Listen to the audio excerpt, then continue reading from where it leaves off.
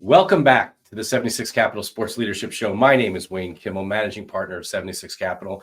As you all know, 76 Capital is a venture capital company that invests in passionate, smart, and nice entrepreneurs who are launching game-changing tech startups across sports, media, and the entertainment industries. And on this show, I have the opportunity to interview top sports entrepreneurs, executives, and athletes who are shaping and many times changing the overall sports business landscape. You can subscribe to our show on YouTube, on Apple Podcasts, on Spotify, and on our 76 Capital website. Well, let's get right to it. Today, my guest in studio at 76 Capital is Bill Thomas. Bill is the president of Mid-Atlantic Strategic Solutions, a full-service government affairs and political advocacy firm based in Harrisburg, Pennsylvania. And you're going to hear why what Bill has done and what he's doing is so important across the overall gaming industry, the sports betting industry. And I'm really excited to have Bill as our guest today. So Bill, welcome to our 76 Capital Sports Leadership Show. Thanks, Wayne. I appreciate it. Thanks for having me. Excited to be here. Yeah, I'm so excited to have this conversation with you because, over the years, we've had the opportunity to see each other, talk. We have a bunch of mutual friends across the state of Pennsylvania, the Commonwealth of Pennsylvania, right? But you've played such an important, unique role with gaming in general and how it's come to the state. Maybe you could share a little bit of that background. No, absolutely. And again, I appreciate it. It's odd for me to be included in the same breath as some, athletes and tech entrepreneurs, but, I'm passionate about what government's role is in most of the things that we do every day. And then in sports and sports betting and all the elements of gaming is part of that. So I had the privilege to work for a phenomenal state representative, Rosita Youngblood, just, down the road in Germantown, Philadelphia. And at that time I was able to kind of really get involved in gaming, casino style gaming, cut my teeth on, really looking at, in 2009 when table games came into Pennsylvania. And then in 2010, I started working more specifically with the Gaming Oversight Committee, really looking at what the next wave of gaming, what the future of gaming was in Pennsylvania. At that time, Pennsylvania was relatively new to the casino scene and kind of exploded to success. Former Governor Rendell had a vision, and it was a brilliant vision. And it really has come to fruition now. And I had the privilege to kind of work through iGaming, and then which led into kind of what was happening in fantasy sports and what was happening in sports betting in New Jersey and their lawsuits. And they really kind of allowed Pennsylvania to kind of take a look at it from a very unique approach, prepare itself for when we all knew sports betting was going to be overturned, and then jump right into the space. Well, it's really fascinating. I mean, all the conversations we've always had about this, it's like, you were ahead of the game, right? I mean, everyone, and including me, we talk about PASPA, May 14th of 2018. Sure. The Supreme Court strikes down this law that says you can only have sports betting in the state of Nevada, and then the floodgates open, right? Right. But the floodgates that opened, the reason they were able to open, and a lot of things that happened was a lot of the work that you and others did prior to 2018. Absolutely. And so, the big date for us was November of 2017. The end of October coming into November, we passed a massive gaming expansion bill in Pennsylvania. But even prior before that, 2013, we introduced the first iGaming bill in Pennsylvania, kind of modeled after what New Jersey was doing after the feds made a little small change to say that you could wager online as long as the bet kind of initiates in the state that regulates it. So real quick, you say iGaming, just internet gaming. So internet gaming. Internet gaming. So poker, table games, and slot machines online, whether on your phone or anything based through the internet, that you could access those games on a platform through the internet. And 2013, we introduced the first bill. It was a 7-page bill. That was what it was, 7 pages. We just said we're gonna do it. And then by the time October of 2017 rolls around, it's a 400-page bill.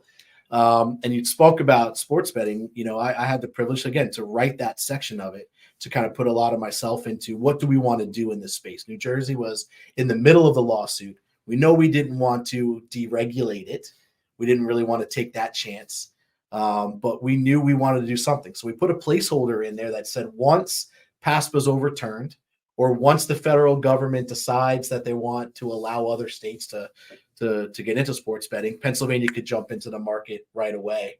And that's when that section of law would take effect. And 6 months later, PASPA was overturned and Pennsylvania's right in the middle of it. And we didn't have to worry about, and depending on how you feel about certain aspects of it, but we were able to jump in mobile right away. So online mobile sports betting, we didn't have to relitigate that in the halls of the Capitol in Harrisburg. Integrity fees, any of the issues that the leagues were having, who gets a license, is the sports franchises like they did in Ohio. A lot of those things were settled before PASPA was overturned, and we were able to enter the market right away. Now, I mean, that was a big deal for the Commonwealth to be able to do that. Were there other states or other individuals that you were talking to that were calling you or calling the state in quotes, I guess, you could say, hey, what have you done? What are you doing?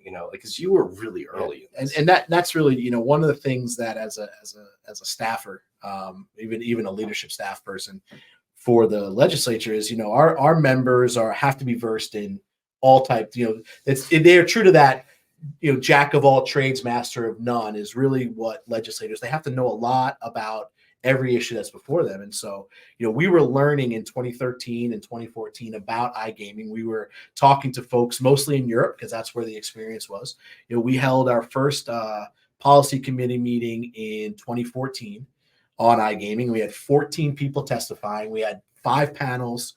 The Gaming Control Board came in and said, you could charge $400. This is what we see at national conferences, because we just wanted to get all that information. And as a staff person, we're drafting legislation. We know the impact it's going to have. It's either going to allow the industry to flourish while protecting the customer or dampen the opportunities. And so we were talking to folks, and the amount of information we were getting, the one thing I always say if you're lobbying or advocating or you're educating people on, what your industry does, it's really important to do that, to talk to members and staff, because that's where we're getting our information. We're listening to people who are doing it. We're listening to the companies, and we're kind of juxtaposing that to what's in the best interest of the constituents. And so now that I'm on the other side of it, I'm a lobbyist myself, and I do as much as I can educate staff people and educate members about what's important to the industry, what's important to the constituents, and how we kind of merge that. But we were listening to everybody. I mean, it was Caesars and Poker Stars, and we had folks from overseas who were dealing with problem gambling in Europe, and they were telling us that what things they're doing there, and trying to battle that. That's why a 7-page bill became 400 pages. Well, how did you find all of these experts, or did they find you? A little bit of both. Yeah. I mean, I'm guessing they may have found you because of the size of Pennsylvania and the opportunity in the state, and it's as it was expected, it was going to be a state by state type situation. So Pennsylvania is a big player. We're close enough to New Jersey to know the players there and what was happening in New Jersey and some of the work that was being done there. Pennsylvania has the big names, majority of big names in the casino world that have brick and mortar casinos in Pennsylvania. So they were talking to us. The big players were Caesars and Penn National and the Rivers properties. They were all coming to us and saying, look, this is what we see, what we envision. This is what we're doing in New Jersey. This is what we've done overseas. But at the same time, it was on us as staff people to research. And, I could tell you one of the stories I have is arguing with the governor's office about tax rates. I lost. And so anyone out there in the industry, it was not me who had the high tax rates, but, we were looking at a 14% tax rate on iGaming is what we were advocating for, because the research we saw coming from Europe was in order to channel people from the illegal sites and getting them into the regulated market, which is what they want to do. People want to get into a safe, reliable, regulated market when it comes to gaming. You're less able to market to those folks and give them kind of the advantage or the betting opportunities that the offshore markets who are untaxed can do. So the higher the tax rate, the less you're going to channel people over. And so we argued with the governor's office about channelization, and I just kept providing study after study to the governor's office saying, look, we need to have lower tax rates. Now, I look at it now, and 34% has worked. It's working. Again, don't kill me in the industry, but the tax rate of 34%, we're our biggest boom right now in Pennsylvania, because of some outside competition in the brick and mortars from some of these other gaming machines that might be out there. The competition, there really isn't that competition online, and so iGaming in Pennsylvania is where the real revenue drivers are. We were talking about sports betting just a bit ago. The numbers are staggering when you break it down as to how many folks are betting online compared to in the retail. We'll share some of those numbers with us. Yeah, so I mean, you look at sports betting in Pennsylvania, it's about a $7.2 billion in revenue. That's a $7.2 billion that was the handle. That's how much was wagered in Pennsylvania. The hold was roughly last year in 22 to 23, about 9.5%. It's about 600 million. Taxes 32%. So the state's bringing in about $167 million, which when you compare that to what slots are doing, which is 1.2 to 1.5 billion in tax revenue alone, which is what puts Pennsylvania as the number one tax generating gaming state in the country. It pales in comparison to what slots are able to do. But 93% of those wagers on sports betting online. 7% in the retail shops. So, for us, again, we go back to 2014, 2015, when we started to look at what sports betting meant. We knew online had to be part of that, or we miss a huge market. I mean, 93% of all bets online, on the phone, or mobile. Right? Absolutely. I mean, so it's unbelievable to think about that, and that's such a huge number in such a large state. And what that really starts to make you think about what the future really is here. Sure. And I'll say, I mean, those numbers are staggering, right? There is that part of me that looks at the brick and mortar and how do we protect the brick and mortars? Because that is where the investments really are. There's 16,000 employees across Pennsylvania work at the casinos. We have the investments in hotels and restaurants and shops. So yes, I mean, the mobile side was really important for us as a state to not have to fight over that, like New York has had to fight over it. Maryland's going through it now, and there are a lot of folks who are saying, "Look, Maryland. I mean, you're going to get it's going to shift. So how do we protect the brick and mortars in Maryland? How do we protect the brick and mortars in Pennsylvania?" To say that's where this, as a former staffer, and any member will tell you, they care about the jobs and they care about what's being built. The Union Hotel that's being built matters to Philadelphia, right? So, you got to balance it a little bit. The numbers are staggering, and it's important to be in the market, but you also have to look at those brick and mortars and what they really do for the Commonwealth. But I think there's an opportunity, from the industry perspective, from the brick and mortar side of the world, right, to look at where are those 93%. Where are people doing this, right? It's not just because you're on your phone that means that you're in your home on the couch.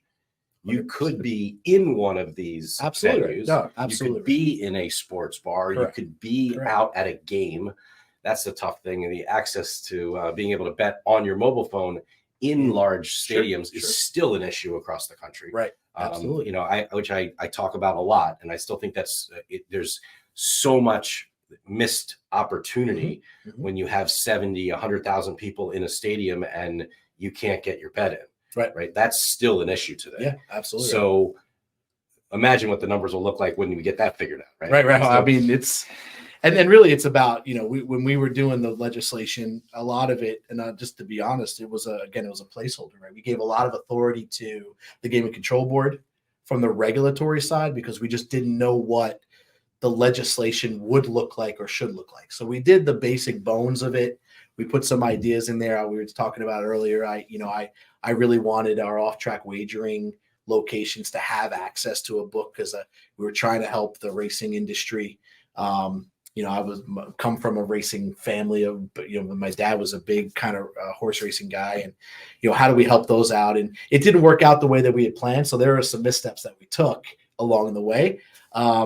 But I think when you look at those bones, we gave a lot of authority to the Game Control Board, who was figuring it out as they were going along as well. And I think it's important to say, like, you know, you look at, Philadelphia, the sports complexes down there, you have the casino, live casino right there.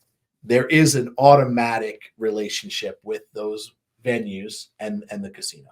And how do you continue to work on that and build that? How do you bring people in that might be on their phone, wagering on their phone, but they get a credit to a restaurant? Or how do you build that database and continue to do it? And I think you're right. I think being able to wager within the stadium is something that, needs to be revisited, and something that needs to be allowed.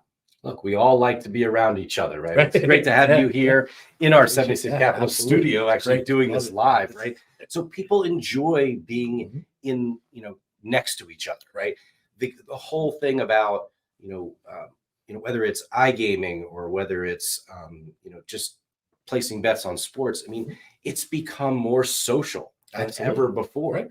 So it's not just this thing where people are doing off by themselves. It's something that they're doing with others. They're sharing their ideas, their wins, sometimes their losses, right? I mean, they'll talk about these things, like, and it's that's something that's a new phenomenon that's happening right now. Right, and that's why you see, media companies or folks getting involved in the sports betting scene. I was just down at York College down in York County, Pennsylvania, talking to the sports management students there, and I said, "Look, I gave a commencement address there." Did you really? That's great. Yeah, it's a small school, but they're doing wonderful things. Beautiful. Their sports management program is doing some great things, and I had the opportunity just to share with them. Look, if you're getting into sports management, anything to do with sports, and you're not thinking about sports betting or understanding the impacts that sports betting is having on just the sports industry as a whole, and really just our cultural existence as a whole, then you're missing the boat. And I think, again, seeing media companies like ESPN and all, we're talking a little bit about some other things that were announced today and just kind of showing up. I think, look, it's being integrated into everything that we're doing. And it started with fantasy sports. Let's not forget that DraftKings, those commercials and that their aggressiveness, FanDuel, early on, before PASPA was overturned, before states were even looking at sports betting, it loosened, I think, the public's opinion of sports betting. Right. That it is more social. It is, the commercials were guys and girls, high-fiving each other after winning $1 million DFS, right? That's the culture that sports betting is. And it's going to continue that. It's no longer, parlay cards from a bookie, right? Where you're kind of there like alone. It's definitely more social. Which brings its own concerns as a regulatory entity, as the states need to look at. It is more social. So what are we doing with influencers? What are we doing with folks that are on these social media sites that are pushing parlays and pushing in, right? That's another aspect that governments are going to look at and say, are we protecting our consumers? Are we protecting our constituents? And before it becomes a problem where government can get in the way, and I totally believe that government can help or can get in the way. We don't want them getting in the way. What are some things that companies can do to kind of ease the burden on legislatures that might be looking at problem gambling, that might be looking at, the statistics on college campuses are not good for this, but there is a black eye to the sports betting world. It's the amount of college kids who are now betting on sports. And there is a need for some services there, addiction services, whatever. But the industry has always been committed to that. And so they need to continue to be committed to that and bring some of the operators in that are kind of in this space and make sure that they're committed to it as well. Well, I think this is a perfect segue to really get into, what you're doing now, right? Okay. As president of Mid-Atlantic Strategic Solutions, you have, again, had this really unique opportunity, and you were there, you were writing the bills, you were making the sausage, as they would say back in the day, right? Yeah. And here you are now running this organization that works with casinos and sports books and is providing education and others and just anything else that you can to the legislators today. So talk about like what's happening now, some of the things that you're doing and what you're excited about across the future. Yeah, so the Gaming Act in Pennsylvania really only opens up once every 6 or 7 years. It's not something the legislature likes to do because there's a lot of components. It's very complex, very complicated. with regard to tax revenue and local communities that get money. So there's a lot of things that, and I'll just one anecdote, if you don't mind. Please. When we were looking at iGaming and we were looking at sports betting and we're looking at all, like, is this something that the state needs to get into? We see New Jersey, we see some other states doing it. The legislature wasn't really banging on the door to do it. They were looking at it. We were researching it. We were putting some bills together. But it wasn't until a lawsuit from one of the casinos in the northeast part of the state about a tax revenue piece that goes to local communities that they said was not uniform and unfair. The courts threw that tax out, and the legislature had 6 months to fix it, or communities would lose millions of dollars in funding. And the legislature then said, leadership was like, let's look at this iGaming stuff. We might want to open the Gaming Act because we have to fix this. So, opportunities come up. And what we're working on now, I mean, it's, I'm sure, and it is a national issue. There are some other states who are dealing with kind of this proliferation of gaming outside of casino walls. We call it distributed gaming. It deals with, video gaming terminals, but also skill-based gaming, which, in Pennsylvania has been kind of the epicenter of the fight over skill games. The courts have ruled that it's not technically gambling, and therefore it's unregulated. The casinos, obviously, it's a big threat to the brick and mortar casino industry. And as I talked earlier, that's where the jobs are. That's where the revenue is. Property tax relief for Pennsylvanians come from the brick and mortars. So we're working on a lot of that now, trying to educate members on, what does a regulated environment look like with games that may not be technically, according to the courts, gambling. How do you regulate that? Do you tax it? All of the similar issues that we deal with, problem gambling.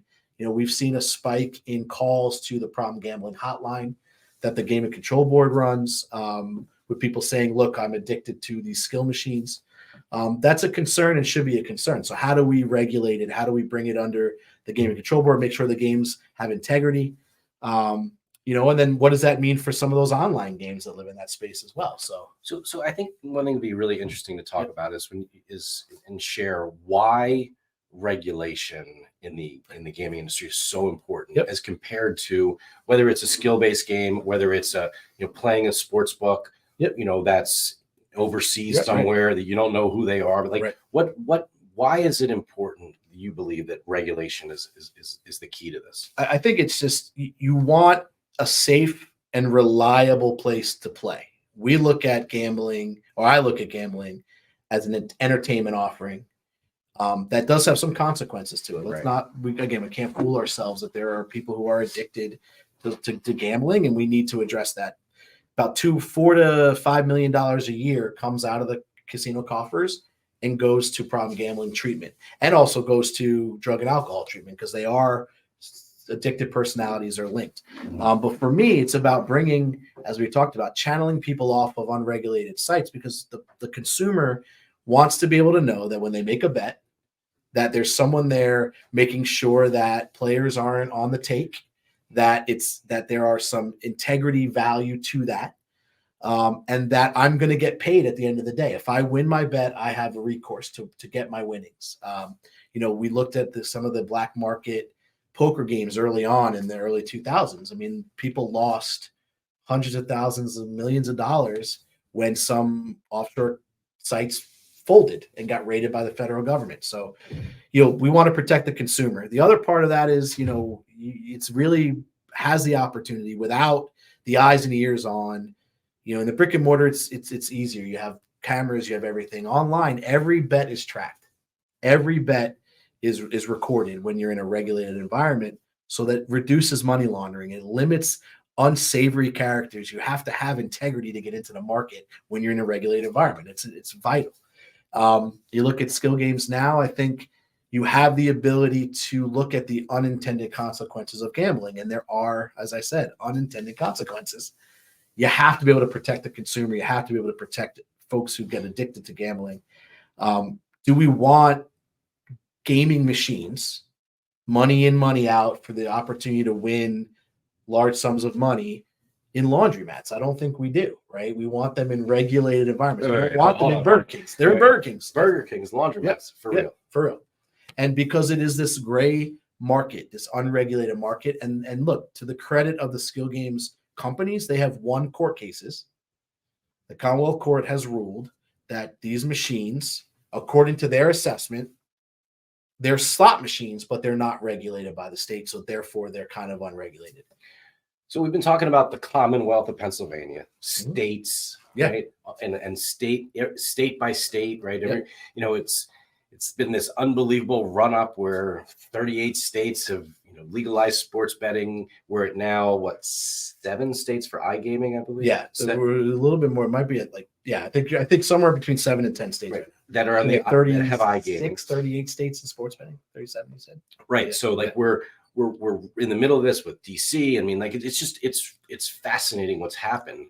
So it's now almost all the way across the United States. Correct. So we're still waiting on Texas and California to see what goes down over the next couple of years there. And Florida's sort of figuring out what their world's all about. But those are 3 really big states that haven't fully come in yet. Florida's the furthest along, I guess, with those 3. But the question that I get all the time is why is it state by state? Why isn't there a federal bill? Why isn't there federal oversight? Where's the we talk about our company, U.S. Integrity and odds on compliance and what they do and how they make sure that everything's on the up and up. And in a way, act like the SEC of sports betting and gaming across the country, because there is no federal SEC. Will there ever be one? Or what do you think about all that? So I think, from what, kind of backtracking to why there isn't a federal component to this or federal gaming law and state by state is because the states that were involved in it early on were pretty powerful. Nevada had some leadership and they were able to kind of have the monopoly. Atlanta, New Jersey is a similar way. I think as you have more states getting into it, more states looking at it, more states building upon what, the initial few states had in terms of regulated gambling, you might see more of a push from the federal level. But, this is one of those issues and why New Jersey was able to win the court case along. It's a states' rights issue, right? And I think anything not specifically enumerated in the Constitution is left to the states. So, maybe if you start to see more states kind of entering in, like you say, once you get the bigger states getting into it, maybe you'll see federal oversight. But what's unique in each of those states is the interests that are in those states. California, the tribal gaming in California is a huge issue, and that's important.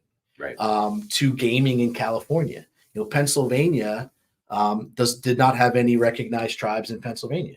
So our gaming, when we initiated gaming, it was easier for the state to say it's ours, right? We're going to manage it. We're going to regulate it. We didn't have to, to compromise or work with, any other entity. The state was able to say it's ours.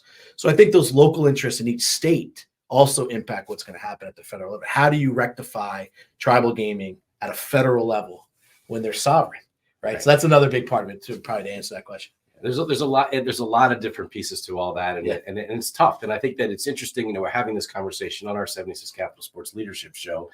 Bill, you have been and are one of the leaders across really being out there and helping build this industry and helping literally write the law of the state that has the most gaming revenue out there. So when you think about leadership, what does that word mean to you as the president of your company today, as someone who's been having to lead, and help lead your, the legislators that you worked for at the time, really kind of help move them forward. What does leadership really mean to you? I was the product of some members of the House and Senate in Pennsylvania to allow me the freedom to do that, right? That doesn't often happen.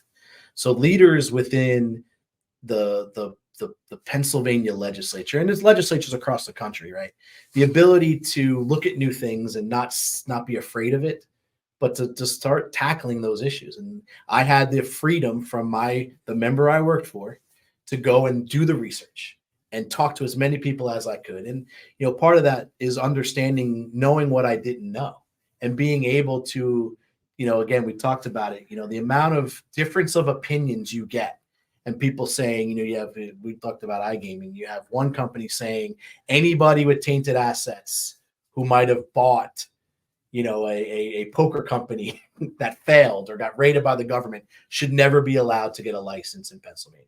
And then that same company who then bought the assets saying, you're going to lose 60% of the market share if you don't let us get a license. So how do you balance that? What are you going to do? Right. So you have to be able to, and it's awkward for me to hear you say some of the things you say about being a leader in the space, because I worked for people who were the leaders. Right. But I appreciate that, because it does take someone to take a look at it, sit back, not have an agenda, but just to look at it from what's in the best interest of the state, what's in the best interest of the industry and the consumers and the constituents. I even kind of take that now in the companies that I represent. When I go back to talk to the staff people that are in my role that I was in, that are there now, I tell them I kind of can wear two hats. I take one off and I'll talk to you as someone in your position. It may not always be what my client wants me to say, and I apologize if they're watching this. But I'm there to talk. And leadership is about talking things through and getting those people to a point of like, here's where we need to be. And then this is why it's beneficial. We're having those conversations right now. Governor Shapiro put in his budget a tax on skill games, a tax on kind of distributed gaming. And what does that mean? And I'm in the halls of the legislature talking to as many people as I can to say, if you're going to do that, you have to consider the impacts on brick and mortars. And I would have said that when I was in the building working for the legislators, because I truly believe that. Anytime we change gaming, we got to look at what the impacts are on the ones that are hiring the people and investing the millions of dollars, building the hotels, and making really what brought Pennsylvania to the gaming, peak that we are now. Absolutely. And I think that, the one thing that we believe is, at 76 is there really is this convergence between the physical worlds and the digital worlds. Absolutely. And the digital side is the new technology. And it's how do you use that in physical settings as well as, sort of on your own with your own phone. So when you mentioned this a little bit earlier, as we sort of wind up our 76 Capital Sports Leadership Show here, is that, we talked earlier about the new technologies, the new things that are now happening. As we're sitting here, literally this morning, we find out that Apple comes out with their first Apple Sports app that has odds in it, that has all the information, and it's like literally native to your phone now, right? So what will that mean? What does it mean when you said earlier, ESPN, the worldwide leader of sports, has ESPN Bet, and next season will be their first full football season? You have FanDuel, DraftKings, you have Fanatics that hasn't had a full season really yet with their partnership. What's going to happen with Bet365 and how they're coming into this world? BetMGM, right? There's like major players.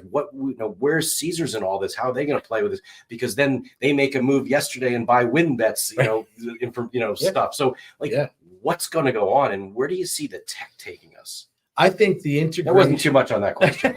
I mean, I didn't really solve all of the problems right here. I'll give you 2 minutes for that. Absolutely. Right? No, but look, I think there's so much. I mean, there's so many players, and when you talk about what we have unlimited skins in Pennsylvania, right? We allow these partnerships to work because we know technology is going to continue to change and evolve. So you have folks like Penn National and Live, and Rivers has their own product, but they're able to partner with these operators and have multiple facets of that, right? Because the customers are going to go with who they trust and the ease of the app and all of that. So, I think Pennsylvania did it right when we opened it up. We're not going to limit the number of skins. We're not going to limit who you can market with, who you can partner with, because we know it's going to continue to change. And whether that was a brilliance in, we're going to be open to it, or we just didn't know and just said we're going to leave it up to what happens in the future. But all of that is to say, there are things that we need to be worried about. I think ESPN and in their multiple channels and their multiple ability to push narratives and stories, we need to make sure that isn't influenced or influencing or being influenced by sports betting. Although, again, that convergence is something that legislators and the companies need to consider. What is government's role in that? We don't want them in there, but we talked earlier, sports betting's at 34% in Pennsylvania. Fantasy sports is at 15% tax rate in Pennsylvania, because DraftKings and FanDuel came to us before regulation and said, we want to be regulated. Here's how we'll help you regulate us. and that matters to people drafting legislation. So talk, my one pitch is, work with companies that can get you access to the legislators to be able to talk about your issues before they become an issue, right? Before things start to blow out of control. What are some things government can do to help you kind of make your case to folks who can literally stop you what you're doing? So how can our viewers and listeners find you, Bill? LinkedIn, Bill Thomas. You can also reach out. MidAtlanticSS.com is my website. My company is a subsidiary of a firm in Harrisburg, McNeese, Wallace and Nurek. So you can find me at McNeeseLaw.com as well. I'm on all the social medias. Bill KDR is my handle.